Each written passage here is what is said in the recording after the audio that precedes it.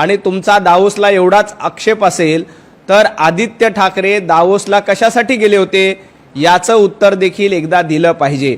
जेव्हा महाविकास आघाडीचं सरकार होतं तेव्हा आदित्य ठाकरे स्वतः दावोसला अशाच पद्धतीच्या परिषदेला गेले होते।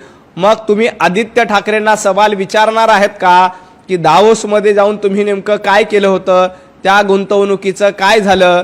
देवाभाऊ फक्त कागदावर आकडे ठेवून बोलणारे नाहीत तर प्रत्यक्षात ते अंमलबजावणी करणारे नेते आहेत। त्यामुळेच महाराष्ट्र देवेंद्रजी फडणवीस यांच्यावर विश्वास ठेवतो। आणि तुमचा दावोसला एवढाच आक्षेप असेल तर आदित्य ठाकरे दावोसला कशासाठी गेले होते याचं उत्तर देखील एकदा दिलं पाहिजे। जेव्हा महाविकास आघाडीचं सरकार होतं तेव्हा आदित्य ठाकरे स्वतः दावोसला अशाच पद्धतीच्या परिषदेला गेले होते। मग तुम्ही आदित्य ठाकरेंना सवाल विचारणार आहेत का की दावोसमध्ये जाऊन तुम्ही नेमकं काय केलं होतं, त्या गुंतवणुकीचं काय झालं?